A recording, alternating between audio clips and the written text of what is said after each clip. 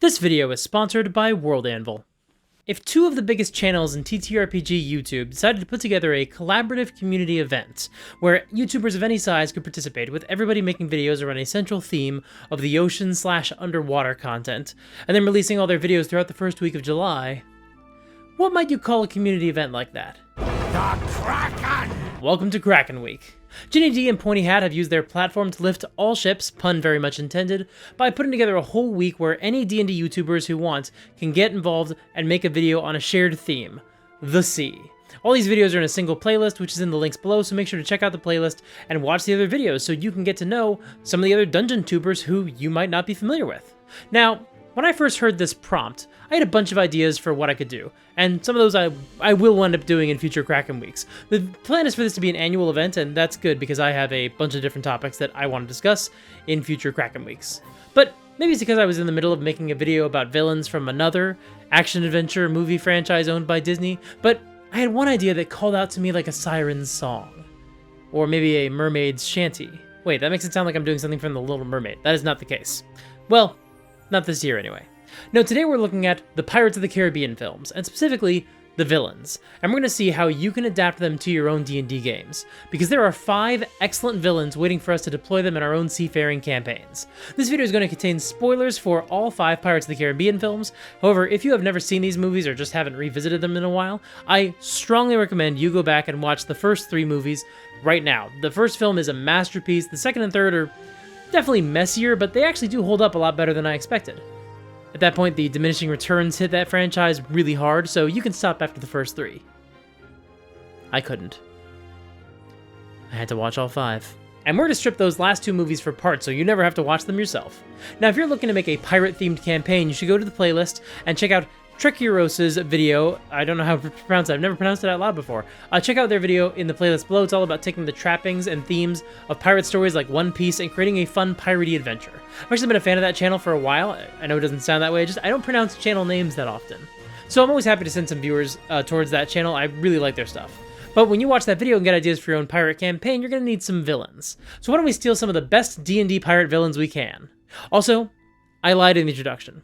See, you're probably not just going to drop these villains into your game directly as is, because that would be distracting if your players suddenly had to fight a couple of movie characters. Although, your mileage may vary on that front. I've certainly played in games where we fought Xenomorphs and Weeping Angels and Darth Vader, and if that's the kind of game you like, then yeah, you can just pit your players against Barbossa and Davy Jones and call it a day. But if you're someone like me, you sometimes want to hide your influences a little bit more. And besides, as we'll talk about throughout this video, there are some creative choices that work way better for an action-adventure film than they would for a D&D game, and so we'll need to find alternative approaches to make our villains much more fun to face. So today we're going to steal these characters, break down what is essential to making each one of them work, and use them as inspiration when building our own original, legally distinct, cursed pirates for our games.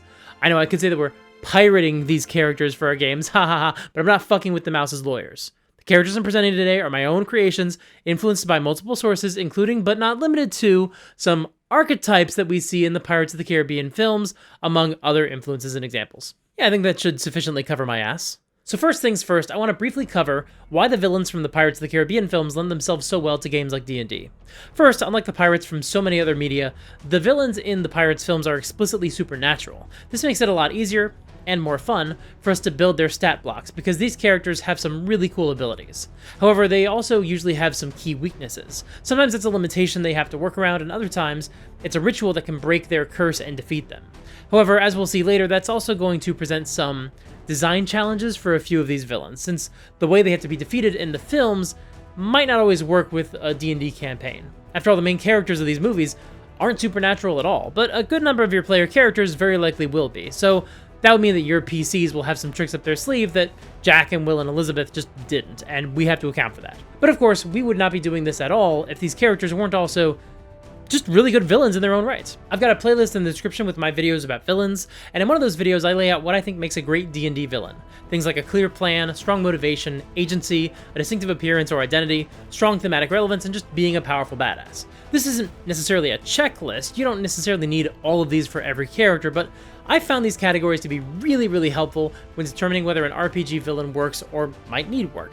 And just about every villain we're going to talk about today hits all of these points. And when they might fall short, we'll be keeping these concepts in mind when we make D&D villains inspired by these characters. So our villains will better hit these goals. The final thing I personally love about the Pirates of the Caribbean villains is how they represent the wild and unknown corners of the world. These are characters who sailed away from civilization and found cursed islands or made deals with ancient forces beyond comprehension, and I love any corner of a D&D setting that has this sort of wild, untamed wilderness element to it. It reminds me of the premise of a points of light setting, which we'll talk about in a future video, but it basically means that there are just a few points of civilization in a vast, uncharted wilderness. And the characters in these films almost all represent some aspect of that struggle. Now, I know whenever Pointy Hat makes one of his D&D videos, he'll wait until the very end of the video to basically announce the D&D PDF he's included in the links. But I'm going to announce mine right now. There's a free PDF in my Patreon, link below, with the stats and flavor text for all 5 of these villains. Now, at some point down the road, I'm going to repost another version just for my patrons and for my YouTube members that will have original art, a better layout, and a lot more information than just these 5 villains. It'll basically be a bunch of information about a corner of my homebrew world, a region called the Sea of Curses, which is the perfect place for your seafaring campaigns. This is the first area I've properly fleshed out of my world, so it's also going to be the first part of my world that anybody actually gets a chance to see. Now, even though more information is coming soon, the Sea of Curses is probably going to remain pretty loose in its subscription, and there will be a lot of blank spots on the map. But that's also the point of a Points of Light setting. There's a lot that you don't know about yet, and a lot of detail yet to be filled in. Like, you know a few landmarks, but the rest is wild and uncharted and dangerous. And that is also pretty much exactly how you can describe the settings of these films. You're off the edge of the map, mate. Here there be monsters. Of course, there's a difference between your setting being mysterious and being confusing. You want to make sure your players understand that if something is unclear, it's deliberately ambiguous, because the last thing you want is for your players to struggle to follow along with the parts of your world that you thought were obvious. And that's where today's sponsor, World Anvil, can help you out. World Anvil is a fantastic online toolkit that you can use to better present the information in your setting to your players. No longer do you have to try to read out your chicken scratch bullet points to your players and make sure they're taking notes. Now, if there's some relevant details or lore that you want the players to have easy access to, you can just send them a link to an article that has all that information clearly presented. And they also have a Chronicles feature, so you can upload your map and link different timelines to different points on the map. That way, if you want to keep different timelines of the relevant backstories and curses of each of your pirates' lives, for me, sorry, I had to say, Pirate's Life for me, I had to say the thing. Then you can have distinct timelines for each ship, or each captain, or each island, or all of the above. Do what you want. It's a very versatile tool. And World Anvil is offering a discount to the viewers of my channel. If you visit worldanvil.com/supergeekmike and use the promo code SUPERGEEK at checkout, you can save 51% off of any annual membership. Once again, that is worldanvil.com/supergeekmike and use the promo code SUPERGEEK at checkout. Thank you so much to World Anvil for sponsoring this video. Okay, now who is the first pirate villain we're going to discuss today? You best start believing in ghost stories, Miss Turner. You're in one. Hell yeah. We're starting with one of the best characters in the whole franchise, Captain Barbossa, undead captain of the Black Pearl, Jack Sparrow's mutinous first mate, the man who literally only wanted an apple. So let's start by running through everything we know about Barbossa from the film.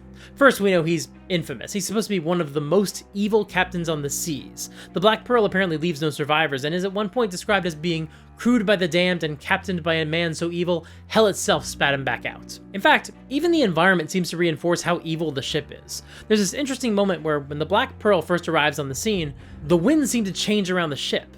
When the Pearl comes into Port Royal, the town fills with fog, and the characters seem to think it's strange. We see Will and Elizabeth reacting with some confusion, so the film wants us to think this is supernatural. It's not a major detail in the film, but we're still going to keep this in mind because it is going to be a major aspect of our own cursed pirate crew. The Black Pearl has black sails with a bunch of holes in them, and it sails from the Isla de Muerta, the Island of Death, which cannot be found unless you already know where it is. Barbossa and his crew were cursed with undeath because they found and plundered a chest of cursed gold, Aztec gold given to Cortez to try to placate him. But the gods cursed the gold, so anyone who took a single piece of gold was cursed. Barbossa and his crew took all the pieces, and so all the pirates are cursed. Now they turn into skeletons in the moonlight, they cannot die, and nothing satisfies them. The drink would not satisfy. Food turned to ash in our mouths, and all the pleasurable company in the world could not slake our lust. They're starving to death and dying of thirst, yet unable to die. They're also quite horny, and that's, it's a bummer. Sorry, guys. The only way for them to break their curse was to return all the gold to the chest, along with blood from all of them. To break the curse, they just need one last gold coin and blood from one last victim. As a character, Barbossa is a lot of fun. He's a classic pirate. He's got the voice and everything. He's ruthless, He's also very smart, and he's a shrewd negotiator. He'll follow the letter of the deal, but not the spirit of the deal. Your return to shore was not part of our negotiations nor our agreement, so I must do nothing. And secondly, you must be a pirate for the Pirate's Code to apply, and you're not. And thirdly, the code is more what you'd call guidelines than actual rules. And what's his plan in the film? Well, they obviously want to lift the curse, and that goal drives everything they do in the movie, but if they never come to Port Royal for that last medallion, it seems like their only other goal is to just collect as much wealth as possible so that once they do one day break their curse, they'll finally be able to spend it all. So let's take all that and figure out how to make this a D&D villain.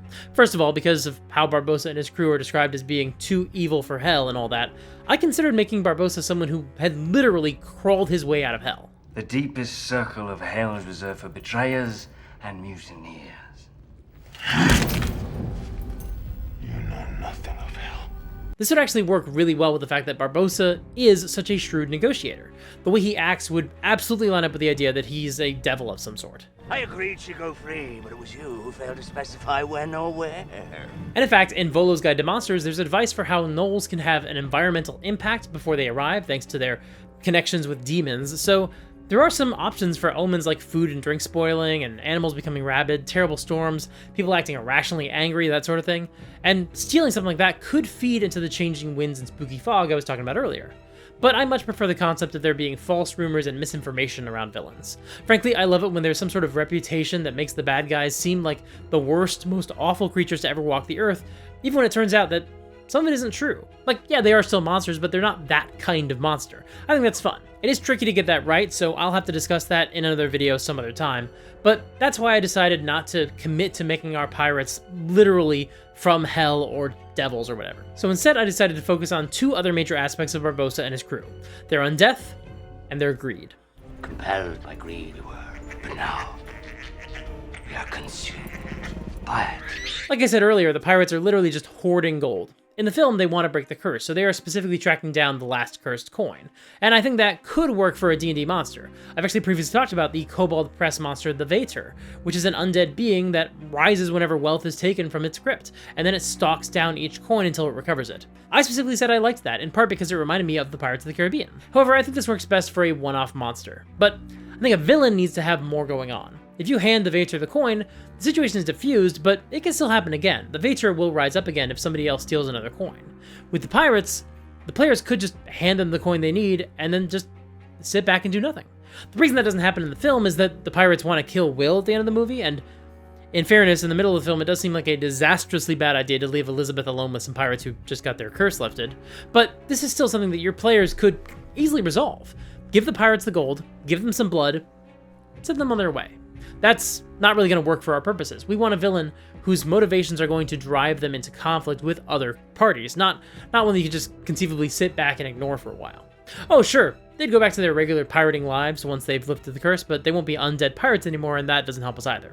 Strangely, finding the solution for their motivation actually came when I figured out what their new curse origin would be. Because the way their curse works in the film, they cannot be killed as long as they're cursed, and that would actually be a bummer for your D&D players. Like, you just don't want to just keep hitting something and successfully making a contact, but not rolling any damage. It feels cheap and unfun.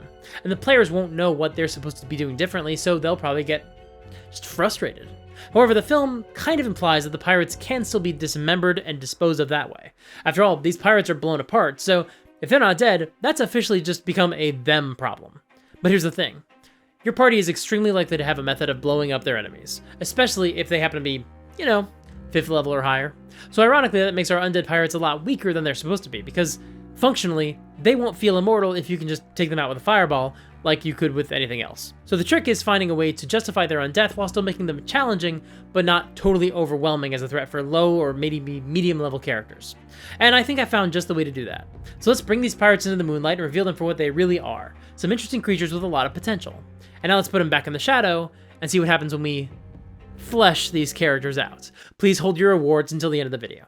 Now, like I said, I didn't have time to draw art for this video, even though these characters are completely original and my own intellectual property. So instead, for each of these segments, I'll use some clips from whatever random movie happens to be nearby or happens to be in a file on my hard drive. I actually have copies of all 5 Pirates of the Caribbean films on my hard drive for some reason. I mean, I guess we can use those, just for now. It'll have to do. The legend of the Red Sky begins with Oberylvix, the Ivory Storm, a terrible Dracolich that menaced the sailors of the Sea of Curses for years. They say his breath could set the sea on fire, and his wing beats sent clouds of sulfurous ash into the air. But eventually, the sailors and island residents were able to rise up, sending a group of adventurers into battle with the Dracolich, and these heroes were able to vanquish the monster. Luckily for Oberylvix, as a Dracolich, his body would reform next to a particular chest of gold, which had been enchanted to contain a part of his soul. So as long as it was undisturbed, he would soon have a physical form once again. However, unbeknownst to the Ivory Storm, the pirate captain Solomon Rask had learned the location of the dragon's lair. So while the heroes fought the dragon, the crew of the Red Sky took advantage of the opportunity and plundered the dragon's loot. By the time they reached the Horde, the dragon had already been slain, and his spirit was returning to his cave to begin forming a new body. But with his enchanted gold filling the pirates' pockets, the dragon's spirit was divided and absorbed into the pirates. They took on the curse of undeath, and now they fly under a new flag, a Jolly Roger, but with a dragon's skull. They say that a sulphurous fog precedes the Red Sky, making some believe that the ship sails from hell itself. However, when the Red Sky bears down on you and the wind is in its sails, you can still hear the beating wings of the undead dragon that cursed the crew. Now the Red Sky raids ships and settlements, gathering up gold and bringing it back to their horde. If you ask them, they could not tell you why they do this. Perhaps they'll insist they're saving the gold until the day the curse is broken. But in truth, they make no effort to break their curse. Instead, they gather and hoard whatever wealth they can find, unknowingly driven by the fragments of the Ivory Storm's soul that still linger within them. I think those guys sound pretty cool. And they don't just have to be rudderless pirates looking for gold. Maybe they're trying to get a priceless art object the players are hired to protect. Maybe they got their eye on a magic item in the possession of the party. Maybe they're chasing a treasure map like in Treasure Island. Maybe they've been hired to perform some task and they're actually working for some other foe or faction. The point is, they don't have to be one note. There's a lot you could do with them, but they're also still quintessentially classic pirates. They're still just sinking ships and searching for gold. There's a central cursed chest in their lair, which was the source of the Ivory Storm's lich magic.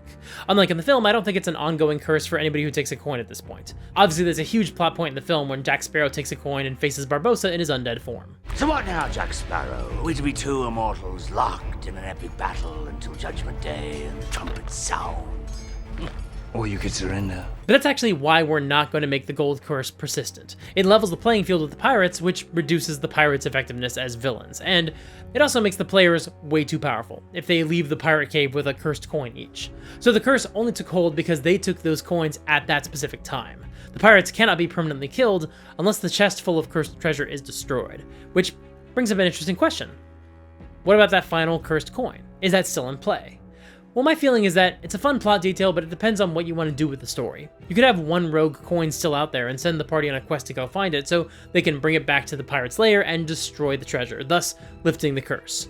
Or you could decide there's a coin hidden somewhere out there, so when your party destroys the gold in the lair, the curse doesn't lift, and your party has to figure out how to find the last coin.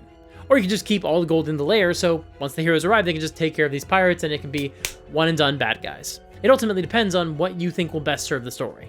Now, Barbossa gave us a lot to work with, but surely Barbossa is the best, most interesting, most nuanced villain in the franchise, right? I mean, we're not gonna do better than him, right? Do you feel this? Do you feel that dark abyss? All your deeds laid bare, all your sins punished. This is my job. I get to talk about these movies for my job. I have the best job in the world. Okay, first of all, I have to give a shout out to the wonderful World of Dark Lords. They're a podcast that adapts Disney villains into Ravenloft Dark Lords. I'm going to do a whole video about that podcast in the future when I eventually do more videos about Disney, probably in a couple of years once my kid is old enough to watch the movies themselves. But right now, the wonderful World of Dark Lords does have a video in the playlist below breaking down Davy Jones as a Ravenloft Dark Lord, as a preview of their upcoming full episode about him, and it's a great video. And they discuss something that is also going to make part of this video a little bit of a challenge, because Davy Jones has a lot going on. First of all, he's sort of a real character in pirate folklore. The idea that dead sailors wound up in Davy Jones's locker was a thing. Throughout the film, he's essentially referred to as the devil, and it's appropriate. He appears to the survivors of shipwrecks and offers them a chance to save their lives. Well, to extend their lives. Through a deal. Join my crew and postpone the judgment. He also has a pretty strong reaction to seeing a sailor holding a cross, almost like he hates all forms of religion. I think it's just meant to show that he doesn't like people who have strong enough convictions to reject his offer, but We're going to get a lot of inspiration from that moment for our pirate captain, who is, again, completely original. In the film, Davy Jones is the captain of the Flying Dutchman, another ghost ship from real legend, which in these films can also sail beneath the waters. He can also command the Kraken, which can sink an entire ship on its own. It also seems like he makes deals to, I guess, grant requests in Faustian bargains. It's revealed in the second film that Jack made a deal so Davy Jones would raise the sunken Black Pearl from the depths of the sea and make Jack the captain. But after 13 years, Jones would come and collect his soul. He also catches Jack in a loophole. You've been captain of the Black Pearl for 13 years. That was our agreement. Technically, I was only captain for 2 years, then I was viciously mutinied upon. Then you were a poor captain, but a captain nonetheless. Have you not introduced yourself all these years as Captain Jack Sparrow? When Jack's time comes, Jones sends a harbinger, Bootstrap Bill, who curses Jack with the Black Spot. In Treasure Island, the Black Spot was a card to tell someone that they were marked for death, and here it serves a very similar function, although it also seems to lead the Kraken to you. Although, it's not 100% clear. The Kraken destroys 3 ships in the film, and Jack's only on one of them. Clearly, also, Jones has no trouble sending a harbinger to go find Jack before he even has the spot, so it's a little ambiguous, but that's what we're going to go with. Speaking of Davy Jones's crew, they're fish people and coral people, and one guy has a wheel sticking out of him. They essentially look like they've been reclaimed by the sea, and or they're literally just fish people. They're kind of a hodgepodge of ideas. He and his crew can teleport from one ship to another, but they only can do it in one scene, or at least they only seem to, so we're probably not going to worry about that too much for our stat blocks. We also see Davy Jones's locker, which seems like a physical place you can actually sail to if you sail off the edge of the world. The locker itself seems to be a desert with a bunch of rocks that are actually crabs, although it's possible that's just Jack Sparrow's personal hell, to have the Pearl beached and be all alone with his own thoughts. But Davy Jones's backstory is where things really jump up a notch. He fell in love with the goddess Calypso, and she tasked him to ferry the souls of those who die at sea into the afterlife. Something I'm only realizing now as I'm writing the script is that the Greek goddess Calypso is probably recruiting him to specifically fill the job that Charon used to have, or at least take over the Department of Nautical Deaths. As part of his new role, he can only set foot on land for 1 day every 10 years. When he returned to be with her for their 1 day together, she wasn't there, because she is as wild and changing as the sea. He told the pirates how to bind her to human form, and they cast a ritual that made her human and made the seas more easy for them to tame. Davy Jones cut out his own heart and literally locked it away so he wouldn't have to feel heartbreak for Calypso anymore. He abandoned his mission and stopped bringing the souls of the dead to the afterlife, instead just recruiting desperate sailors who were right about to die at sea, trapping them into servitude aboard his ship. That's when he and his crew began to change into fish monstrosities, who get less and less human as time goes on, until his crew literally fuses to the ship itself. It's because Davy Jones abandoned and corrupted his mission. The only way to kill Davy Jones is to find the chest he buried and stab his heart. But if you do so, then your own heart will need to get cut out, and you'll take Jones's place. The Dutchman must have a captain. Okay, so there's a lot going on here, and it surprisingly all works together pretty well. But some of it works better for a film than a role-playing game, and some other aspects are going to be redundant with the other villains that we'll talk about later today, so we are going to have to make some hard cuts. Again, if you want the most authentic version of Davy Jones for your game, check out the Wonderful World of Dark Lords episode about him. That is very much their goal. And a lot of the stuff that I don't think would work that well for a typical D&D villain works great for a Dark Lord. Like the fact that he literally doesn't take damage unless you stab the heart, or the fact that killing him means your character is stuck filling his role. That's so Ravenloft. For this video, we're using him as a jumping off point for an original villain, capturing a lot of what makes him work, but also deviating where I think it'll make for a stronger character in a higher variety of adventures. So let's carve out the heart of this character and see what makes him work in D&D.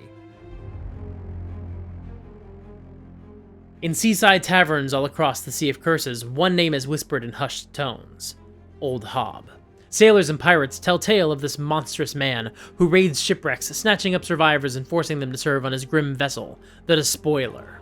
His hulking ship seems to be crafted out of coral, with sails made of seaweed, and it can sail just as well across the sea as it can below the waves themselves. They say the Despoiler has a particular hatred for vessels that serve one of the temples, or otherwise operate on some sort of holy mission. For everyone knows Old Hob despises the gods, and will hunt their followers if he gets wind that they've set sail on his seas. When Old Hob wants to kill a specific sailor, he'll send a harbinger to find them. A crew member who can still pass for a normal human will join the same crew and get close enough to the target to infect them with the Black Spot, a curse that draws the Kraken to the victim. He's also been known to make deals with desperate souls, either through draconian contracts or through high-stakes wagers over dice games. Old Hob plays fair, but he's also a skilled gambler. Old Sailor's wisdom says, once Old Hob picks up his dice, you've already lost the game. Legends claim his greatest asset was won in a wager, his control over the horrible monster known as the Kraken. They say he encountered the colossal horror in the depths of the ocean, but forestalled his own death by challenging the Kraken to some sort of bet. Whatever happened on that dark day is still unknown, but now the Kraken must answer when Old Hob calls, and it will ravage any ship he sets it loose upon. But while every sailor knows his name, very few know how Old Hob came to be, for in truth he used to be a pious man. Captain William Hob was a loyal servant of Jasari, the wild goddess. She actually chose him to serve as her champion, executing her will in the region we now know as the Sea of Curses. For years, he sank the ships of settlers and colonists who would try to claim and tame the seas and the islands, keeping nature wild and unspoiled for Jasari. However, his love for his goddess was all-consuming, and he spent 10 years secretly building a temple in her honor on an uncharted island, a glorious cathedral dedicated to the wild goddess. After all, believers frequently construct small shrines in the hidden corners of nature, but no one had ever built her an entire temple. Truly, what more glorious gift could there be? When it was constructed, he brought Jasari to the island and showed her his gift. The rage of Jasari was swift and terrible. The wild goddess hates nothing more than she hates construction and civilization encroaching into the wild reaches of the world, and she saw this temple as a tremendous insult, an attempt to civilize and restrain her. Hob insisted that the temple was a glorious gift, merely his way of expressing his love, and he could not understand how it was antithetical to her very nature. But despite his protests, she summoned a hurricane and destroyed the temple, flooding the island. Captain Hob was pulled into the waves, where he would have drowned. However, he encountered an aboleth in the water, one who cursed him and attempted to enslave him as a thrall. But the aboleth read Hob's anger toward the gods, and so instead of becoming a simple thrall, Hob made a deal to act as the aboleth's partner, an avatar of its terrible will. The aboleth gifted Hob with the powers to corrupt other sailors, and crafted a vessel from the sea. Hob carved out his own heart and locked it away, as a rejection of his former bond with Jasari. This act also made him unkillable, as long as the heart still beats, for if Hob is ever slain in battle, he will reappear next to his still beating heart when the sun next sets. Now Old Hob fiercely hunts down any ships associated with temples or gods, and snatching up the survivors of any other shipwrecks he finds. Survivors are forced to serve aboard the despoiler for 10 years, and then they vanish below, into the clutches of the aboleth. No one knows what happens to them once they enter the aboleth's domain, but whatever long-term plan the aboleth is working on, Old Hob continues to bring him new pawns. Hey, I think that's a pretty cool D&D villain. What about you? The heart basically functions just like a mummy lord's heart. Once Old Hob is slain, he'll regenerate a new body next to the heart. Yeah, it's the same thing as the undead pirates appearing next to the chest, but it's also how the mummy lord's heart works, and it's how aboleths work. They're reborn in the elemental plane of water when they die. So it's very fitting and thematic and appropriate. And by the way, it's also how devils work and arguably how vampires work as well, so it is kind of D&D's solution for eternal life. The enemy still takes damage and they can be destroyed, but they're just reborn later on. As for the Kraken, there are some great videos in the Kraken Week playlist talking about how to use the Kraken and improve upon them for your own game. I know that I would essentially treat this as a force of nature. Once the Kraken has been sent toward your ship, you have a certain number of rounds to evacuate before the Kraken hits. Once it starts attacking the ship itself, you have to evacuate, and that can become a whole skill challenge. In the free PDF, I'm not going to have any rules for that, I just don't have the time to make those, but down the road in the polished version, yeah, maybe I'll write up some guidance for how to run that scenario in your own games. Now, I know that was the villain that you were the most excited to hear about, but we've got 3 more villains to discuss, and I had to sit through 2 more Pirates movies, so you have to keep watching. Please. It has to have been worth it. Okay, so after the 3rd Pirates film, the creators had a problem. How exactly were they going to follow up 2 incredible villains like Barbossa and Davy Jones? And what fate befalls mutineers? Now, we know the answer to that, do we not? Mutineers. Introducing Blackbeard, the famous real-life pirate, who was actually only in the public eye for like a year before he died. That's pretty wild. Now, we're probably not going to put the real Blackbeard into our D&D games, even though we could since he was a real person who actually lived. I mean, you could just put Blackbeard in your game, but you're really rolling the dice that people will only think of the scary, notorious pirate you're trying to present, and not our flag means death, which is a very different tone. Hello everyone, I'm Blackbeard. Huge fan, sir. Huge. And that's of course assuming they don't picture Hugh Jackman as Blackbeard from the movie Pan. Just kidding. Nobody thinks about the movie Pan.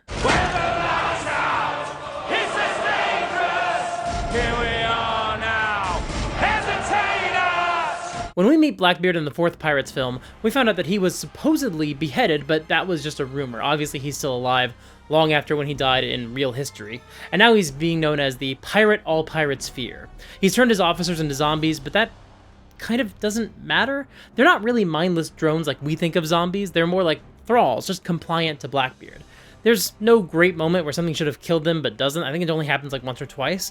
they're just henchmen. They're absolutely the most boring pirate crew in the franchise. He can also use his magic sword to control the rigging of his ship, and even other ships like the Black Pearl.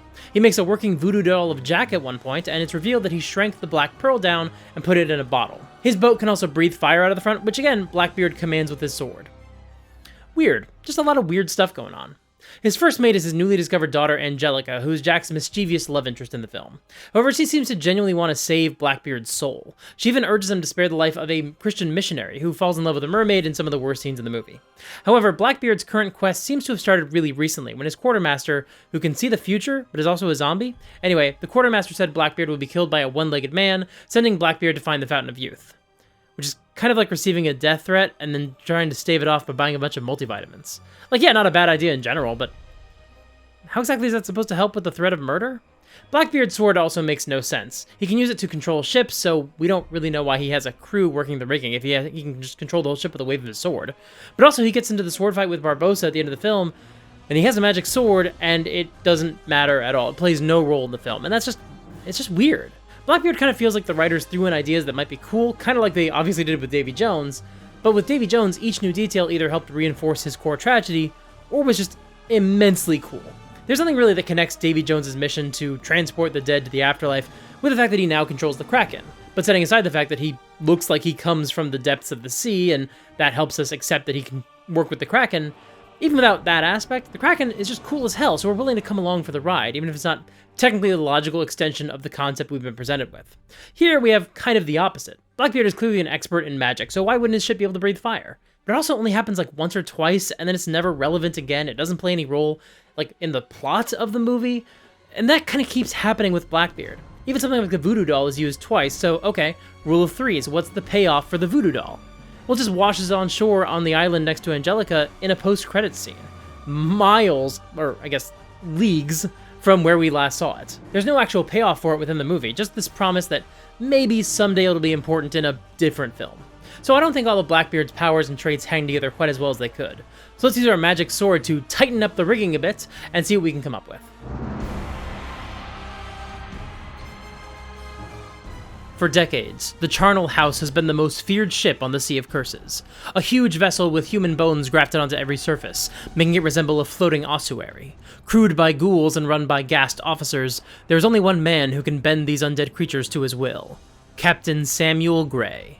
Samuel Gray is a paranoid man who never leaves the ship when they go to port, fearing assassination from his many enemies. When work is required in town, he sends his first mate, his daughter Eliza.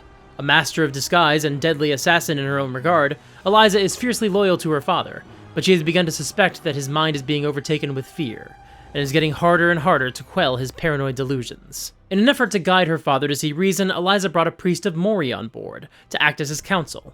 However, Mori is a god of dueling natures, and their priest, Brother Alec, is just as likely to advise Gray to stay his blade, as he is to urge Gray to swing his sword and strike true. Gray is a gifted spellcaster, and uses his sword to channel his magic, casting spells that he can use to control a ship's rigging, shrink opponents or objects, create huge bursts of flame, and of course, animate the dead.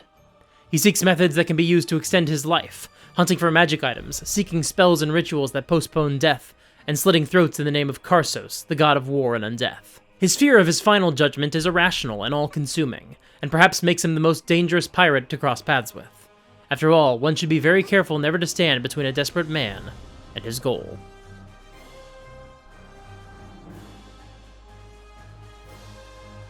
That seems like a really cool and compelling character. He's looking for ways to extend his life, and a lot of the stuff he can do in the film can be represented with some wizard spells, and the cutlass is his spellcasting focus. I think we've condensed him down into a more compelling and cohesive character, and he doesn't just feel like a retread of the characters we've already seen in the other movies. I mean, can you imagine if one of these villains was just repeating a lot of what we'd seen from other, better villains in the same franchise? Dead men tell no tales. Oh, this is my job. I have to talk about this movie for my job. I have the worst job in the world. Okay, let's be clear. Salazar is probably the best part of this film, and there's a lot to like about him. For the first time, the supernatural enemy isn't a pirate, he was a pirate hunter. He was known as El Matador del Mar, the Butcher of the Sea. Hunted and killed thousands of men. No, men, no. Pirates. That's a great line. That tells us so much about this guy. Where he starts to lose me is through the supernatural stuff, because it's a lot of the stuff we've seen before. He and his crew are characterized more as ghosts rather than zombies or skeletons, and they do have a really interesting design. They look like corpses of a shipwreck, which they basically are, actually, with Salazar's hair and clothes constantly drifting as if he's underwater. Each member of his crew has different levels of decay, with a few crew members literally missing huge pieces of their bodies, yet still somehow able to function. That's a really great detail. However, something about the way Salazar looks just feels weird, like in some shots, his head is somehow too big for the rest of his body. Javier Bardem is doing great work, and the CGI in general is really excellent, but there's something about the look that just isn't coming together for me. Their ship, the Silent Mary, is also kind of alive. It can rise up and collapse on top of another ship, so it's kind of like a mix of the Dutchman and the Kraken itself. I just don't like how this is presented as a decisive attack, like the Kraken, where the ship landing on your ship just completely destroys your ship. But I think it would be cool if it just latched onto another ship, and that's how the Ghost crew boarded other vessels. The ship's figurehead comes to life at one point, and that's another cool power that is maybe just executed really poorly in the film. The Silent Mary is preceded by undead seagulls, which is fun and creepy and campy. Yeah, it's kind of a repeat of the undead monkey, but I think this one actually works. They also have some undead sharks on board, which they can basically deploy to attack their enemies. This should be awesome, but the scene they're used for is just such a downgrade from earlier action scenes in the franchise. It's a bummer. I mean, it's not the shark's fault, I guess. The ghosts can run across water, but like Davy Jones, none of them can actually set foot on dry land. However, they can possess people in order to go onto dry land, although they can't leave their victims' bodies once they possess someone. The fact that we learned this in like the last fourth of the movie is pretty ridiculous. There's absolutely no setup before it happens, just spectacularly bad storytelling in this movie. Despite my frustration with possession in D&D, they're going to keep this power, though it won't be a permanent effect because that's dumb. Honestly, what drags Salazar down the most is all the young Jack Sparrow bullshit. Salazar was killed by a young Jack Sparrow, but before he died, Salazar referred to Jack as a little sparrow, so it seems like Salazar is the first person to refer to Jack as Jack Sparrow. Literally moments before he and his crew crash and die, so like, what are we even doing? Also, after young Jack kills Salazar, that's when Jack gets all his costume pieces for the first time, which is deeply stupid. Like, this is actually one of the better scenes in this movie, and yet it's also everything wrong with modern blockbusters in the worst way. It's actually kind of impressive. So let's drive Captain Salazar into the Devil's Triangle and blow up his ship, then use weird red light beams to reanimate parts of him and his crew in order to come up with something we can put into our games. The transitions are getting spottier, much like the movies we're talking about. Admiral Alistair Lorenzo sailed the seas in a naval campaign, attempting to claim and settle the Sea of Curses in the name of the Kingdom of Varagos. However, his ship, the Laurentis, was lost at sea. Over time, the Kingdom of Varagos eventually crumbled, and their wars, their heroes, and even their entire culture was forgotten. But Admiral Lorenzo did not forget. The wreckage of the Laurentis still sails, still manned by the ghosts of her crew. Lorenzo won't be satisfied until the seas are once again safe for sailors to fly the flag of Varagos, and each of the islands is claimed by a nation that he will not accept no longer exists. Until that day comes, Lorenzo's war will never be over.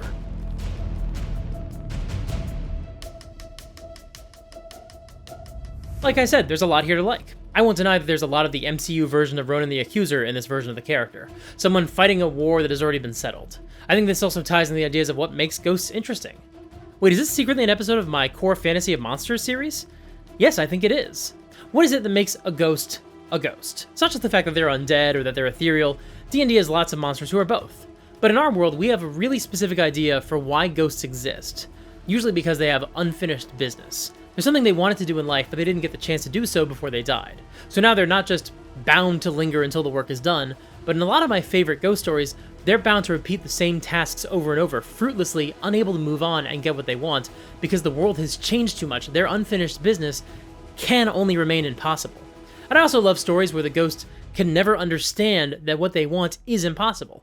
No matter how hard you try to convince them that they have to move on and let go, they just can't. So the players will have a choice. They can either kill the ghosts and make sure they never return, which is doable, but it's not easy. Or they have to find some way to fool Admiral Lorenzo into believing that the war is over and his nation was victorious. And that won't just be a simple charisma check. He'll want undeniable proof. How will your players do that? I have no idea.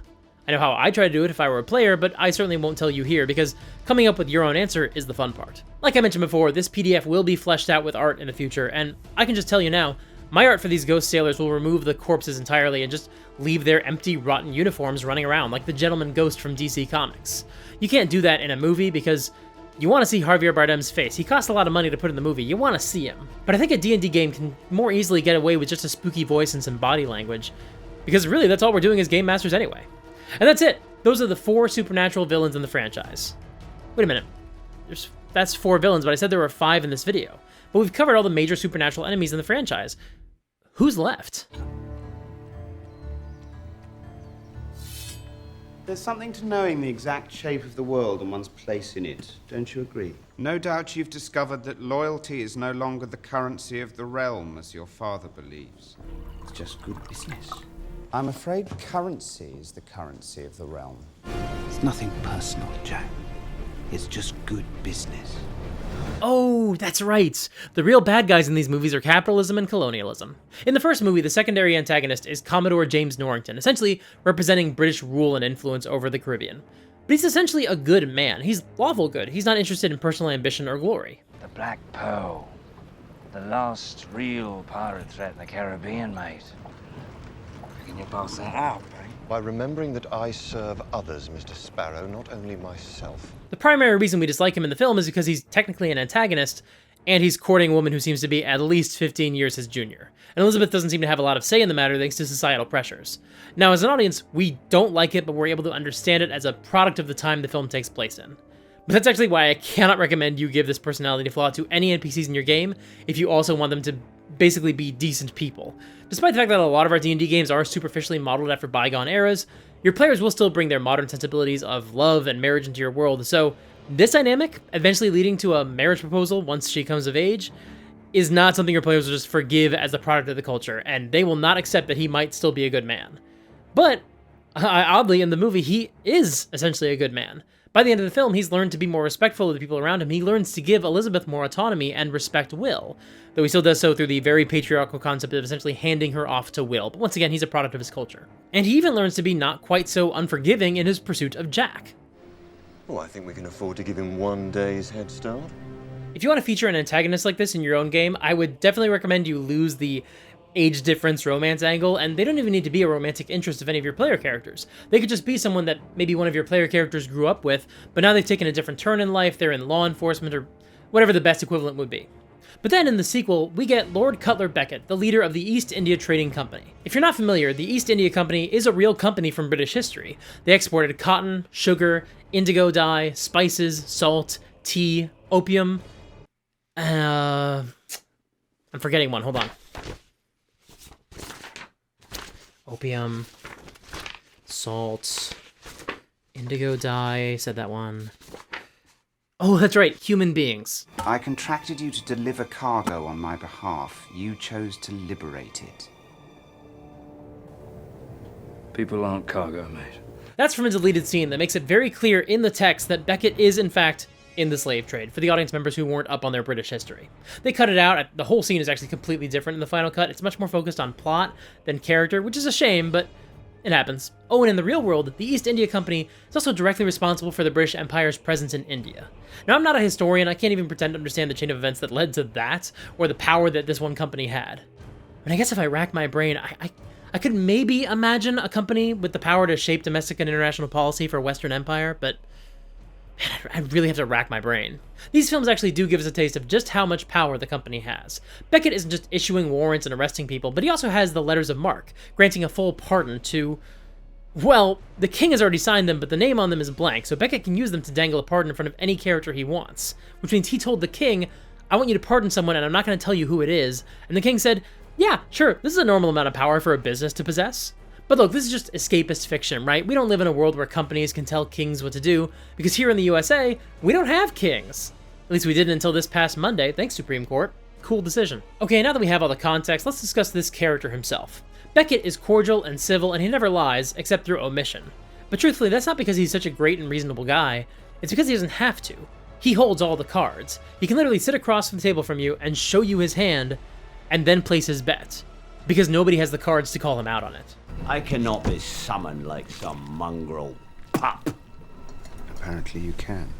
Just the coldest shit in the world. Beckett does not give a fuck that he's talking to the devil himself, because he's already beaten him. This is no longer your world, Jones. The. The immaterial has become immaterial. And that's what makes Lord Cutler Beckett such a fascinating villain to discuss. In the first film, nobody believed in undead pirates or curses or magic, but Beckett doesn't question any of that. He knows magic is a thing, but his goal is to tame the seas. He's going to effectively colonize the pirates' waters. The world is shrinking. The blank edges of the map filled in. Jack must find his place in the new world or perish. Beckett represents the ticking clock of progress, marching in on the pirates and threatening to end their way of life. In a lot of ways, he represents the existential threat to everything our main characters hold dear. The world used to be a bigger place. The world's still the same. It's just less in it. Specifically, in these films, Beckett is looking for a couple of magic items, a few MacGuffins that will give him the ability to control Davy Jones and hunt down the last pirates. The British soldiers in the fifth movie represent the same. They're looking for the Trident of Poseidon because it grants them the power to control everybody else. Only the British Empire will hold the power of the sea. But once again, that's just a pale echo of Beckett from films 2 and 3. Beckett also has an enforcer, Mr. Mercer, no relation, and he works great as a physical avatar to represent Beckett in scenes where it would make no sense for him to show up himself. And in the fourth film, the British are represented by Barbossa, who is now a privateer, and that could also work really well in our games. A former pirate who flipped on his fellows due to the pressure and possibly with no other choices. Barbossa is also a totally different character in that movie, but he would actually still make a really decent villain. He makes Gibbs tie his own noose, he collects poison tree frogs and coats his sword in their venom, he keeps alcohol in his peg leg. He is a great character who is brand new to the franchise. And he's a great foil for the heroes. And so these archetypes will also be represented in my Pirates PDF, because I love the creeping threat of capitalism and colonialism in this setting. It makes for some really interesting conflict. So I included a faction, the Doriad Imperial Enterprise. I promise I thought about each word of the company name really carefully. They're all there for a reason, and the fact that the acronym spells DIE actually is a coincidence. That being said, I'm not sorry. So that's it, 5 awesome villains you can drop directly into your swashbuckling pirate game, available for free. However, the final document will have a lot more. It'll have a faction of pirates, a home base like Tortuga, maybe a witch like Tia Dalma, or the witch who pops up in a dungeon in the 5th movie. There'll be magic items like a compass that doesn't point north, and charts that lead to uncharted islands, among other things. Basically, anything you might see in the Pirates films that you might want to steal for your own D&D game. All that will be in the document. Everything except for the Paul McCartney cameo. You're on your own with that one. Uncle Jack! Jackie boy! How's it going? Can't complain, really. You? I've been waiting all morning in here for a beating, but the service is terrible. I also want to thank everyone who supports me on Patreon. It's been 90 degrees every day for weeks. I've got a new baby, I've got 3 dogs. The AC has been working overtime, and that is literally only possible thanks to my Patreon supporters. Of course, if you are not able to support financially, that is absolutely fine. You can subscribe and ring the bell. That actually does help the channel a lot. Please check out the other videos in the Kraken Week playlist. It's in the description. Go thank Ginny D and Putty Hat for putting this community event together. I'm also already thinking about what I want to do for next year's Kraken Week video. I've got some ideas, and a year to think about them. Join my Discord server to hang out with other awesome people, sign up for my newsletter to catch my latest updates, and a reminder, I just did a video about other lessons we can learn from a few MCU villains. Make sure to watch that if you haven't already. It is my best video I've ever made, maybe. Until next time, play fair, and have fun. And I don't think it's Kraken anyways. Always heard it said Kraken. Oh, with a long A? Uh-huh. No. Kraken's how it's pronounced in the original Scandinavian, and Kraken's closer to that.